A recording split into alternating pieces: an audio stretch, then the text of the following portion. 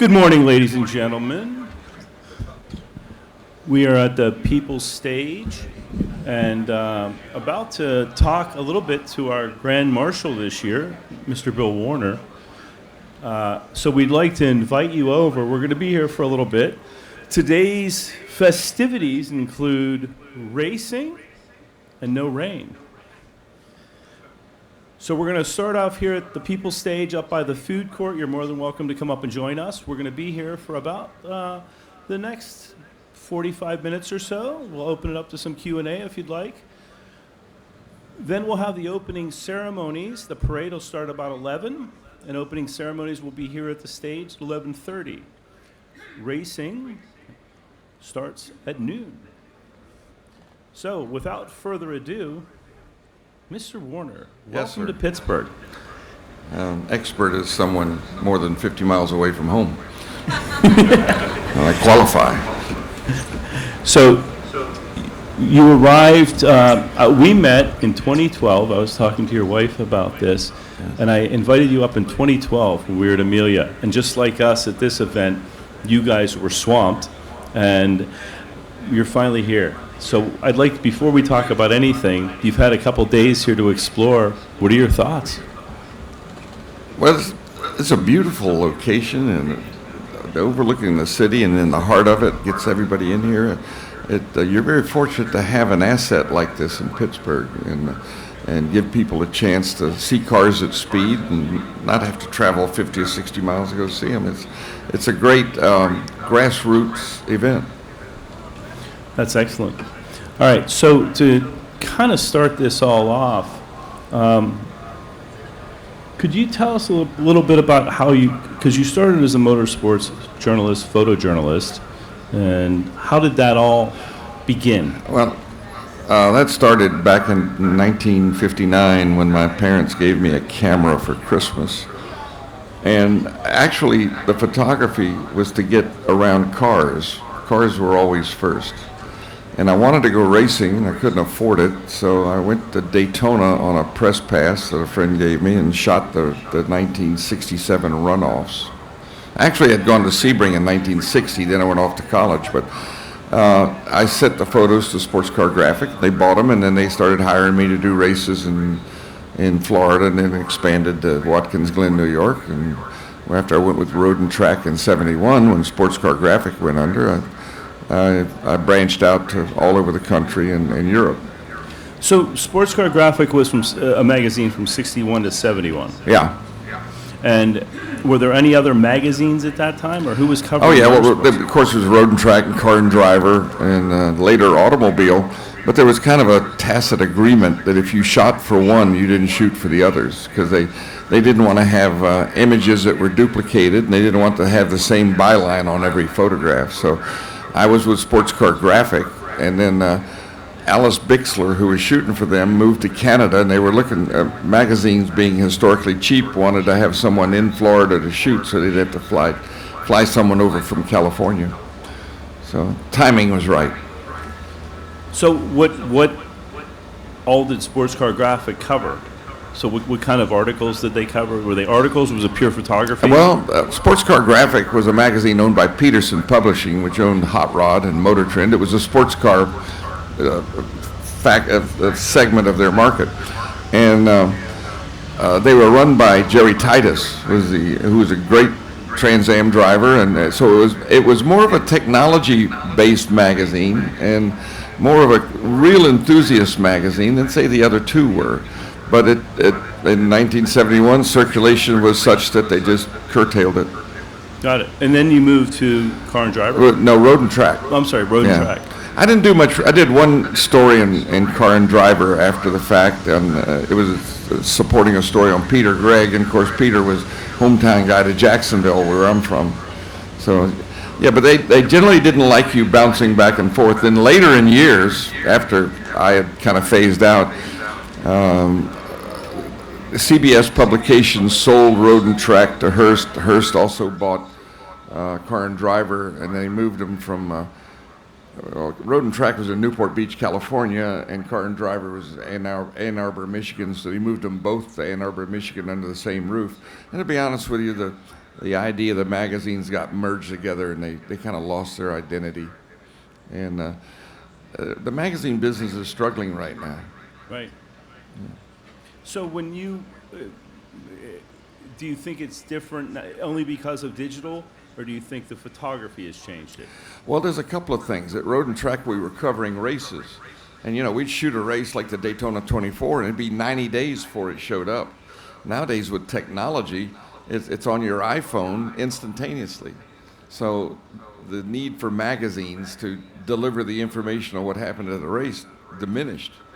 And if you notice, their format has changed. They're not doing a lot of race reporting because it's old news.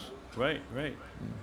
So from the photography side, what did you learn from that period from when you first started in the late 50s through the 60s when you're shooting for Sports Car Graphic?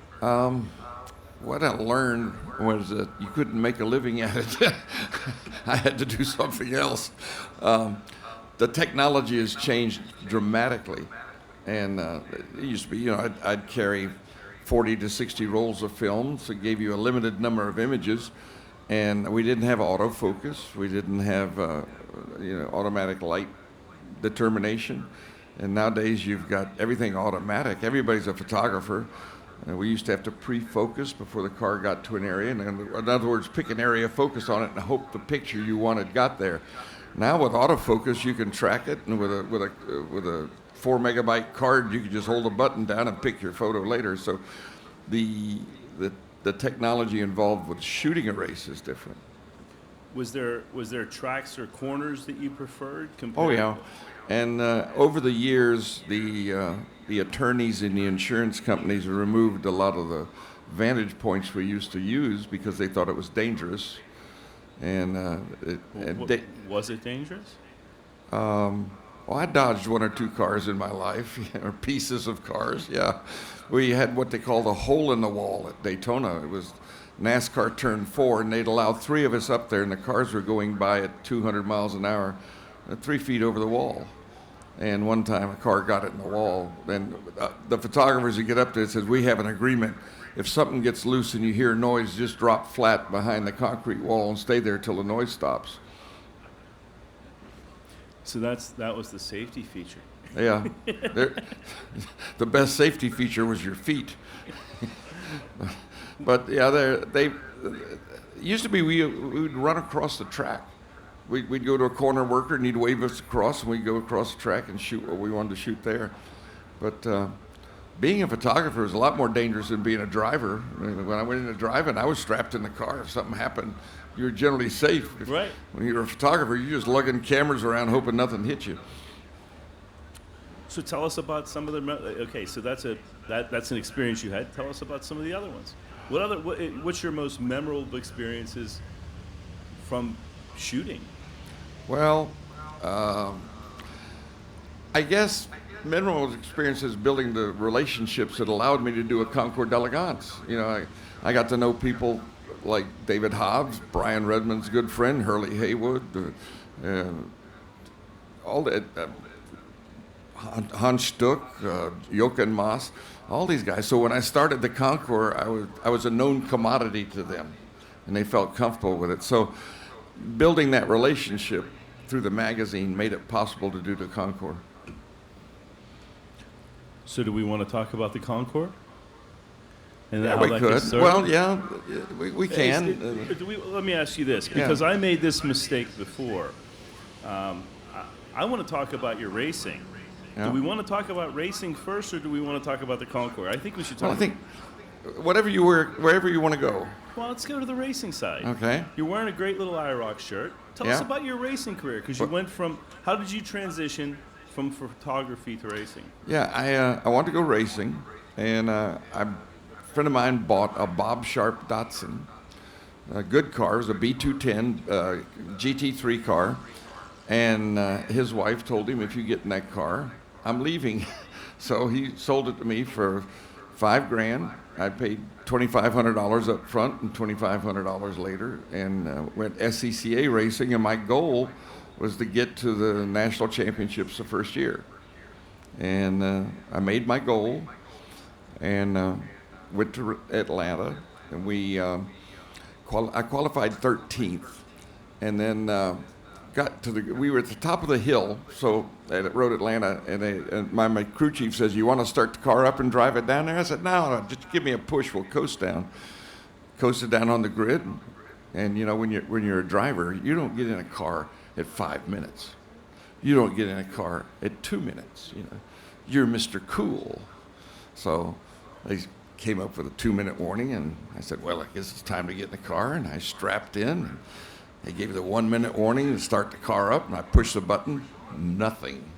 The starter motor had gone out, and we didn't know it because we'd pushed the car down to the grid.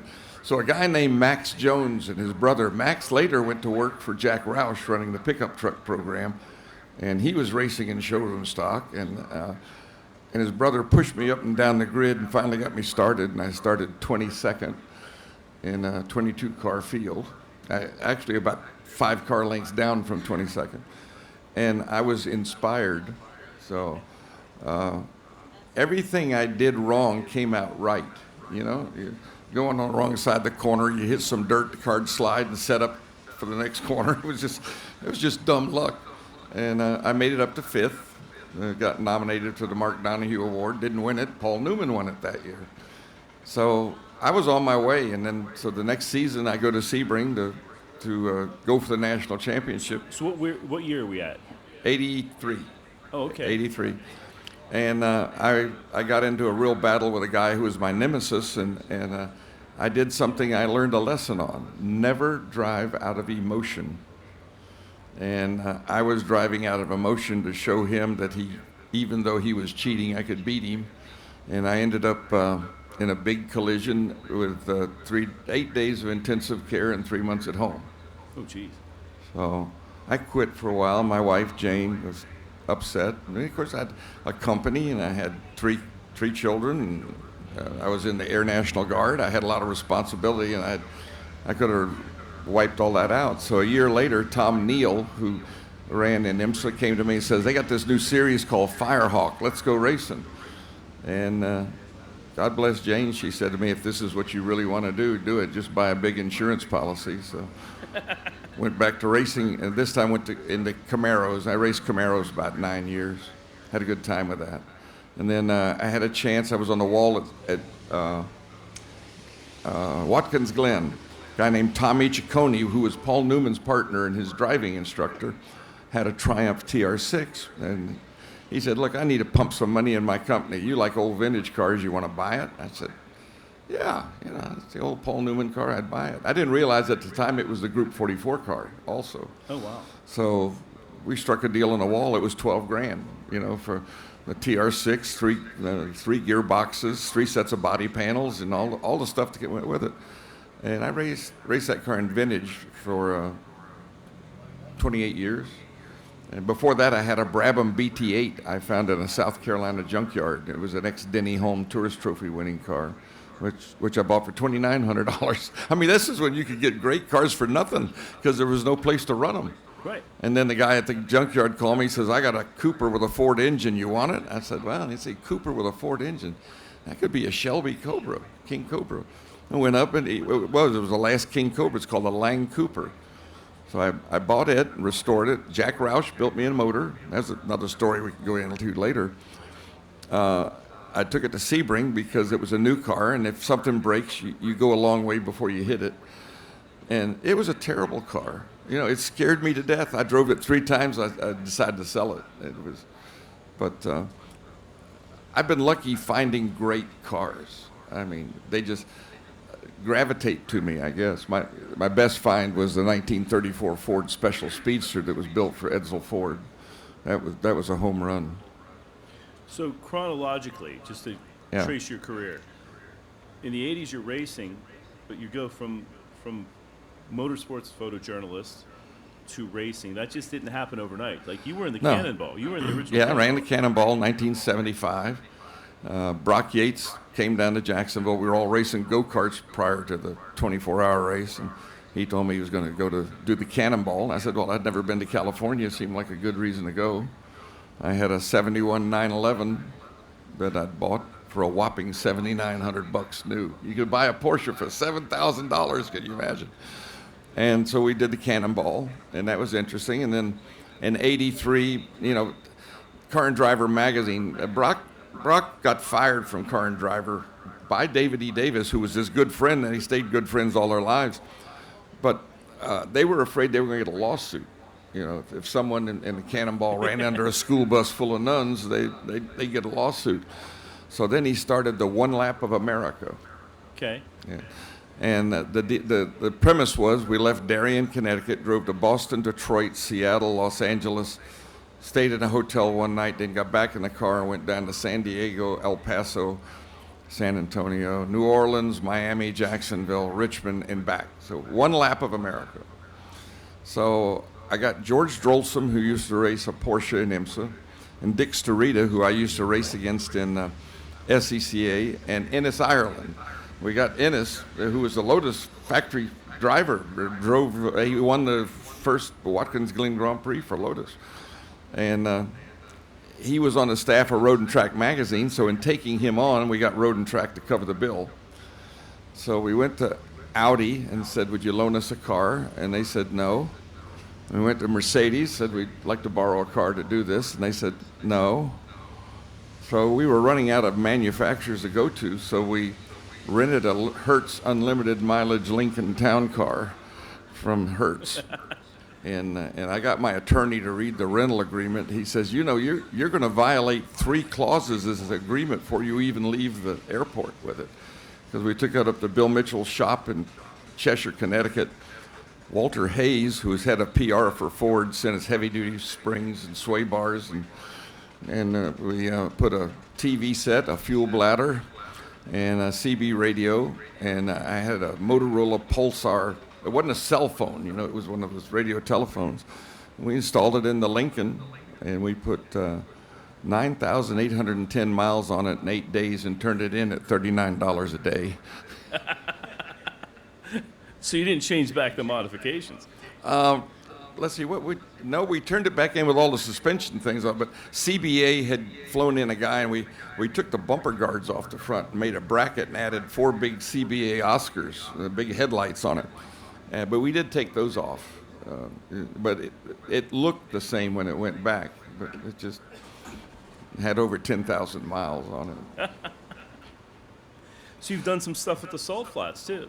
Went out, Wayne Carini called me 2 years ago, and he says, I bought the Thacker Shine Special. It's run 240 miles an hour out at Bonneville. I want you to drive it. I said, why do you want me to drive it? Why don't you drive it? He says, I get claustrophobia. I said, let me see if I can understand this right. You're 5'4", and I'm 6'2", and you get claustrophobia. So we went out, and I went through all the tests and everything, and it had a Jericho gearbox, which was air-driven to shift it. So you didn't take your hands off the wheel, you just hit the button. And I got up through 4th gear and went for 5th, and it had gone home.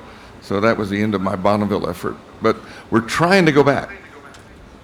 We got a proposal in to Porsche. They've now created a class at Bonneville for electric production cars. And they didn't have a car this year that I know of. I talked to Rob Gibby on the phone last night. He didn't see one.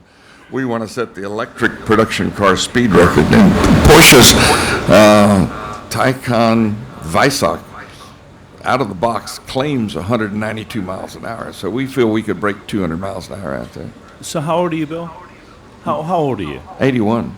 So you're 81. So, folks, that just goes to prove to you that you're never too young to go racing and set land speed records. Never too young to have a happy childhood.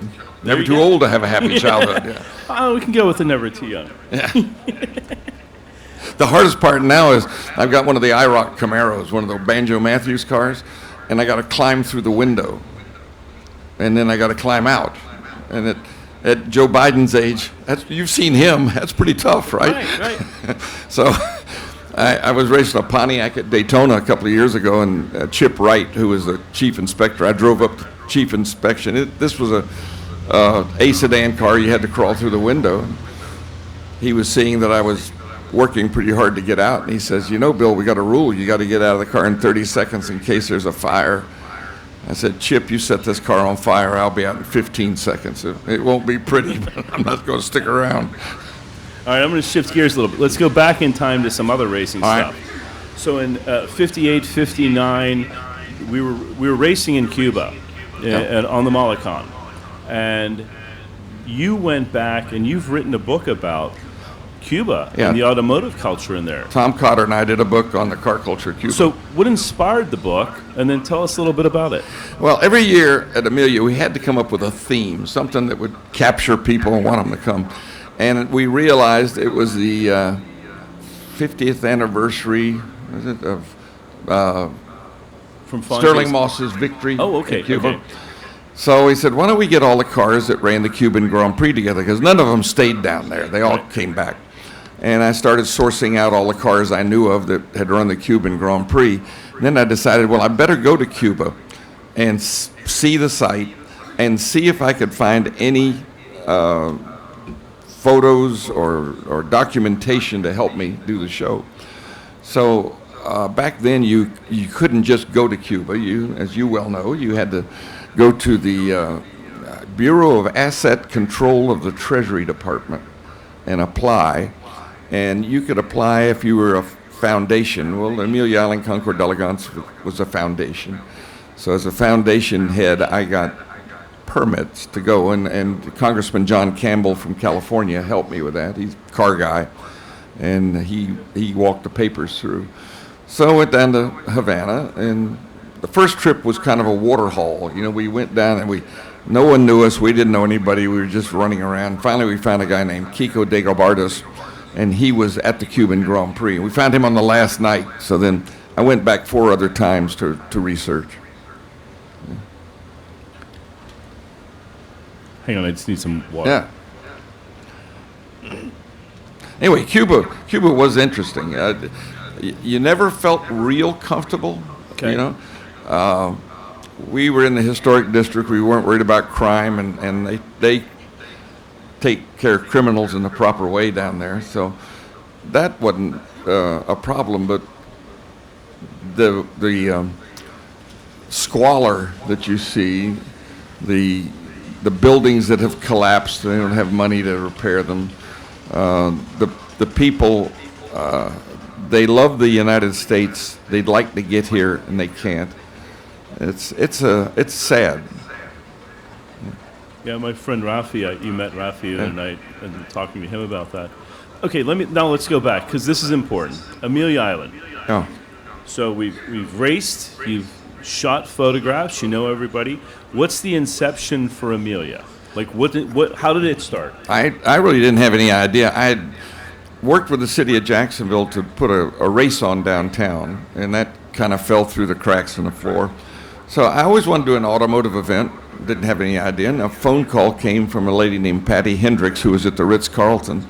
Said, I was told to call you, that they felt that I could help them put together a world-class car show, or as she said, Concours d'Elegance, like Pebble Beach on Amelia Island. And I said, well, I had confidence I could do it. And like I say, confidence is a feeling you have when you don't truly understand the situation. And Mercedes-Benz had his own office in town, and they came on as a sponsor, and the gentleman who ran that office was really good. And I said, we need a drawing card so people know we're serious about this. So Sterling Moss was under contract to Mercedes, so they brought him over, and we honored Sterling Moss. After the first year, which was kind of a practice year, it wasn't a very pretty day. It was on Easter Sunday, and even NASCAR knows you don't race on Easter Sunday. So after it was over, the head of the hotel came to me and said, oh, man, we lost our shirt on this. When are we going to do it next year? You know, when someone loses their shirt on something, they're not really anxious to do it the next year. So I figured there was something there I didn't know. And we agreed up front that all the proceeds from the show would go to community hospice, which we did. And after 3 years, Mercedes came to me and says, we're not here to make the Ritz-Carlton rich. Would you set up a foundation and continue the show? So that's what I did. I brought a board of directors in. And I found out that, and many times if you're doing work where all proceeds go to the charity does not want to spend money to grow the show. So we had the opportunity then to grow the show by expanding it, bringing in first-class judges like Kip Wasenko, who's here, and Luigi Canetti. These shows are about people. The cars are the glue that hold it together. You want to have a good show of cars. You want to have the rare stuff. You want to have stuff people's never seen. But the key to it is it's like a reunion. It's like a family reunion every year. Folks get together. They don't see for a year. They have fun. They open the bar till 3 o'clock in the morning, and it's about people. And I think that's what our focus was. And that's funny you say that, because we still run into people. This is our 42nd year at the Grand Prix.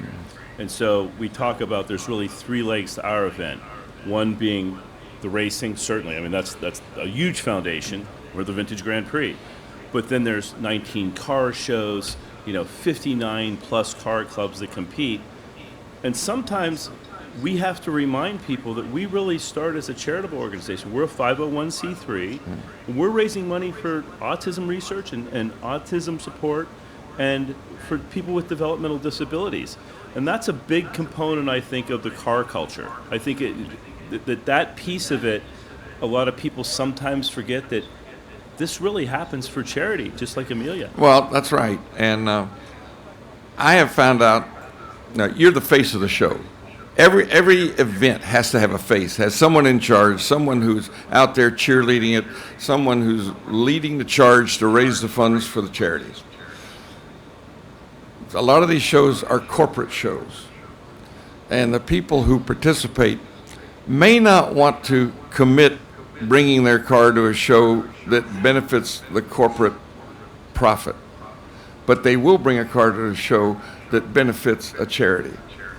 And that's a change I've seen. I've also seen every single show that's going on out there is a Concours d'Elegance. We were talking about that at breakfast this morning. They're not. They're car shows. Now, Keith Crane, Keith Crane, Crane Publications? Yeah. We were having dinner one night. He says, Bill, I like your show. I said, well, thank you. He says, you're not a Concours. I said, I'm not. I said, no, you're a car show, but you're a fancy car show. When I thought about it, I was offended by it a little bit, and then I thought, no, we are. We kind of redefined what a Concours was. Truly, a Concours at the turn of the century was about the latest fashions and the latest cars. That being the case, the Detroit Auto Show was the Concours, latest fashion, latest cars. So we tried to put a fashion component in with our show. It's related back to the original one, but the Concours d'Elegances are being morphed into something different now because there's a younger culture who wants to see something different. They don't want to see a line of 32 Packards, although they're great cars, don't get me wrong. Packard Darren just gets your blood going, But the young people don't identify with that. They identify with Porsche GT3 RSs and Lamborghinis and Ferrari F40s. I think, for it to be vintage, it has to be 25 years old, and someone somewhere along the line decided that 1973 or 1975 was the year that we needed to do a cutoff. 72 was ours. Yeah. And that was kind of when the FIA came back to the United States. For a while they left. IMSA was defined as a production car, and then they kind of morphed into prototype cars, and 72 seemed to be the demarcation point for that. Also, in 72, federal government regulations came in on bumpers and headlight heights, and so they were no longer elegant. No, they weren't elegant. Well, nowadays, you go out on the road, 90% of the cars I've seen are no different than a refrigerator or an oven. They're an appliance. There's something to get CFD, someone somewhere. Yeah. There's no excitement in them. Now, the new Corvette, that's exciting. Ford Mustangs, they're exciting. But Toyota Camrys, and I don't mean to offend anybody, Toyota Camrys are not exciting. But I think what we're seeing, and you were with Miles Collier and you had a book thing with Miles a few years ago, and one of the things that happened at the turn of the 19th century was all these little companies started. And what I think we're seeing with design now is all these small EV companies and hybrids that are starting, the Rivians of the world. There's now a new look to where it's not corporate design. Well, electric cars allow you to do a different face on the car. Right. You're not carrying a radiator. You don't have to have air induction there. So yeah, the problem is the public is used to seeing a face on a car. So the challenge is to create something that is attractive but doesn't offend anybody. We had a program at Amelia one year on design, and I asked, I forgot who I asked. I think it was Maury Callum from Ford. I said, well, how are you going to address the fact you don't have to put a face on the car? Isn't that something new? He says, no, look at a Porsche 911. And I have a face. It does, but it doesn't. It doesn't have a grill. It's a simple bumper. And that was a good point. It's been around for years, but how you treat it. It was interesting. At Amelia, we did an interview with Ralph and Doris Gills. Yeah. And we talked about, and this is 2 years ago or so, 3 years ago. Mm-hmm. And I'd asked, when you interview those guys, you have to give the list of questions that the press department approves. And I think I went to the edge of that line. And I asked about what you think about, like, where does design go? You've basically got a skateboard, and you can put whatever you want on it. Mm-hmm. So what are you thinking about? And he said, that's great. We've been talking about this for a number of years. We're listening to soundtracks from Star Wars, and we're listening to how we get, he goes, sound is such an important aspect of the driving experience, so we want to give you sound feedback in the electrical cars. And I found that, I did not expect that. I found that really interesting. Well, I find that rather depressing. I went for a ride with a friend of mine, had a Taycan. I said, this thing is quiet. It's fast. I don't make any noise. Oh, you want noise? There's a knob here. We can turn. It's fake noise. They create noise. No. We don't want to do that. Nothing compares to that noise in the background. No, nothing quite like a Testarossa 8,000 RPM going down the straight at Sebring and smell the orange blossoms and the castor bean oil and hear that noise. It's great. And what may not be picking up on the mics is we got Formula Fords and Formula Vs running on. It just came around here for the first start of this race. Okay, so now we're at cars. You've got a nice little car collection. Yeah. So let's talk about it. What's your favorite ones? Where do you want to start? It's like asking what's your favorite child. I got a 32 Ford Highboy that was built in Fresno in 1950. I like that. I got a Ferrari Daytona. I like that. And I still got the Porsche I bought in 71. I like that. I like Buick Rivieras. Got a couple of those. I like Cadillac Eldorados of the 50s. I got some 57s and a 58 Brougham. And I got a couple of the Camaro race cars I raced back in the 80s. And let's see, a Ford GT and a new C8 Corvette, which is a wonderful car. Like it a lot. Very practical. We're raffling one of those, What's that? We're raffling one of those. Oh, yeah. Well, the lucky guy that gets it. I mean, what I like about it is really practical. It's got trunk in the front, one in the back. Jane and I can go on a 5-day trip with enough luggage. The Ford GT, you carry a toothbrush. That's about it. Great car to drive, great car to look at, but not a practical car for taking a trip in.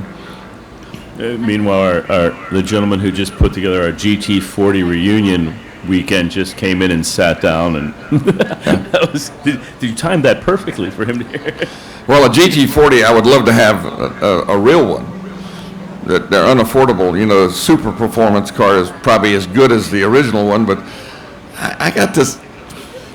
It's just me, all right? I don't want to have a car I have to apologize for. Is this a real GT40? Well, no, it's a continuation, just as good, but it's just me. The cars are great. The super performance cars are great. And if you wanted a Ford GT and you didn't have $3 million to kick up or $5 million for a basic car, you get the same experience. Yeah, it's really nice. Someday I may succumb to one.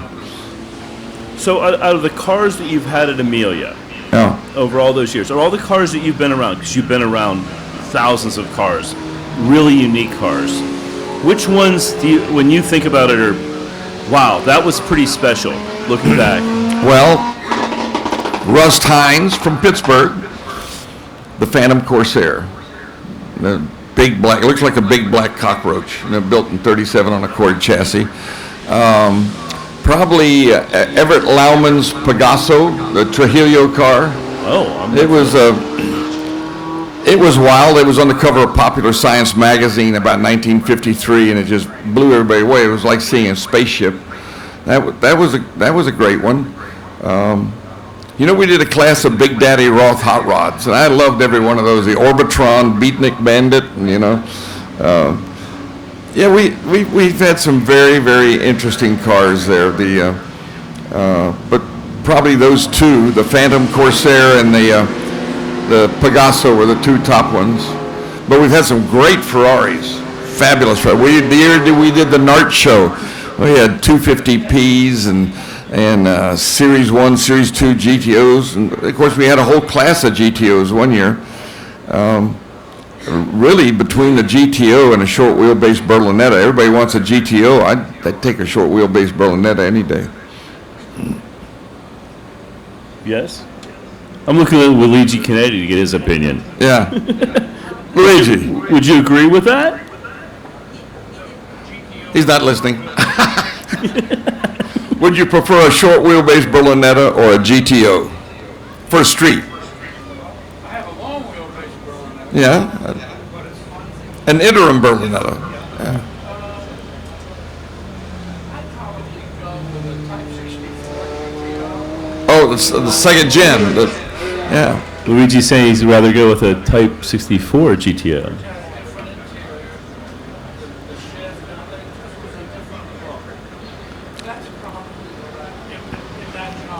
Yeah, it had a little bit, a taste of the Corvette in the roof line in the back. But, my neighbors, if I drive the Daytona home, they think I have the best looking 240Z in town. There's a lack of sophistication in my neighborhood. So let's move forward. Yeah. What's next? What's in the future for you personally? Do you want to do more professionally on this side? Well, at 81, you don't look way down the road. But you're not going to. You're still racing. I've quit door-to-door racing. I did an exhibition up at Lime Rock last week with 2 weeks ago with the IROC Camaro, and that was fun. I drove with Mike Skinner, who was a NASCAR truck champion, and Al Unser Jr. was up there. Danny Sullivan, Mark Martin, Bobby Labonte. It was a good group, putting them in the old cars. And we had 21 of them up there. Ray had 21. Property exhibitions. In 10 days, I'll be at Monterey. I've got to be. They picked me to be chief steward, and I asked Bruce Canepa why he did that. He said, "You missed the Zoom meeting, so don't ever miss a Zoom meeting. You get a job." And then after that, we're going to do the GT 350 tour out in New Mexico with Bill Bryan. And that's about it for the year. I'm going to slow down. It's not, I enjoy the show. I love being here. Travel is the problem. Yeah. I got caught up in that Delta Airlines schlemazel 2 weeks ago, and that wasn't any fun. And it's just no fun flying anywhere. So there is a question I wanted to ask, and this is to kind of wrap up the whole thing. Yeah. You've had a lot of big personalities that you met. Racing attracts big personalities. The Amelia attracts big personalities. So who's the most interesting, entertaining? Tell us a story about something that was a big personality. Well, we had so many. Right. I look back, the guys that I enjoyed being around and have a good time with were Jochen Maas and Hans Stuck and Brian Redmond and David Hobbs. And I worked on a story with Hobbs back in '69, so we've known each other a long time. But all of them were great. Probably one of the most memorable moments was when Surtees was there. He had one of the Tourist Trophy winning MV Augustas on the field. And it won an award, and I'm sitting there on the award stand. I said, "Where's John? He's got to give the award." And, he left a few minutes ago. I said, "Golly, I wish he hadn't gone." The owner of that bike would like to get the award from John Surtees. I look up, and here comes Surtees down the fairway on the MV Augusta, 10 grand, and he drove up to the stand, shut the motorcycle down, leaned back, crossed his arms, and gave me the biggest smile he'd ever seen. And David E. Davis put his hand on my shoulder and said, "Doesn't get much better than that, does it?" I said, "No." And then the other one was Dan Gurney. We had gotten Moet Chandon as a sponsor, and they gave us some bottles to spray at the finish like he did at Le Mans, because he was the first guy to spray champagne. And we're spraying champagne, he's spraying champagne, and all of a sudden he got this gleam in his eye, and he looked at me, and he soaked me from top to bottom with Moet and Chandon. And you just sat there and enjoyed the moment.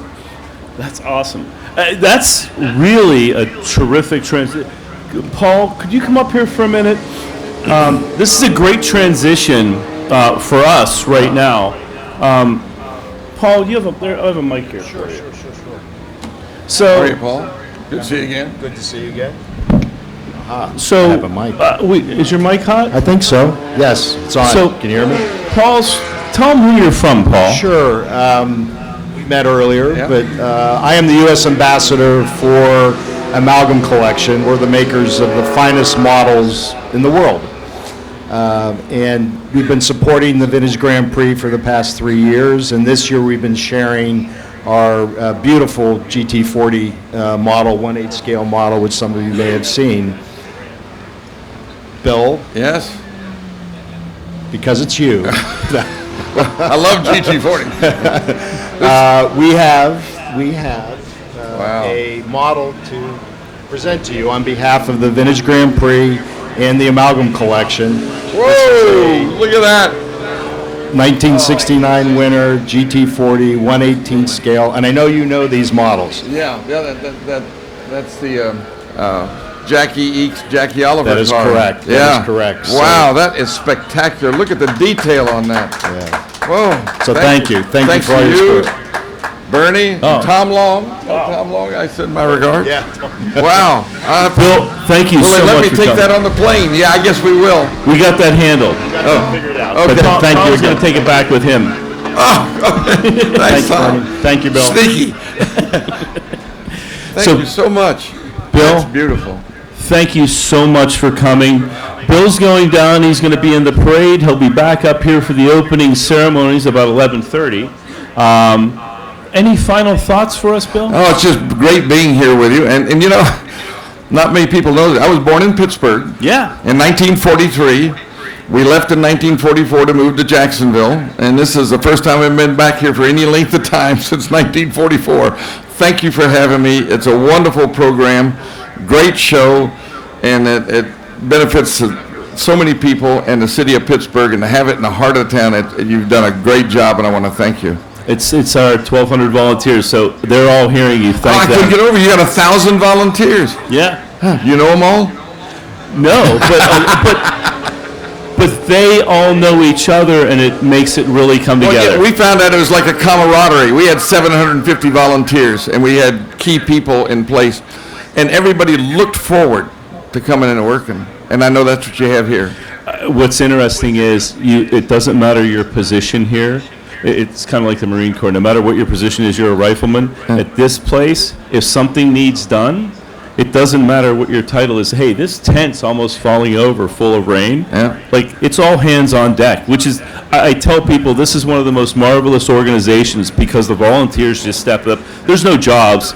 We all have a job to make people happy. Yeah. And that's what I saw at Amelia. Well, that's the secret of leadership. Well, we've had 42 years of tremendous leadership. Yeah. Well, congratulations. Thank you for having me here, Bernie. Excellent. Thank you. All right, we got to get you to the parade. Wow, is that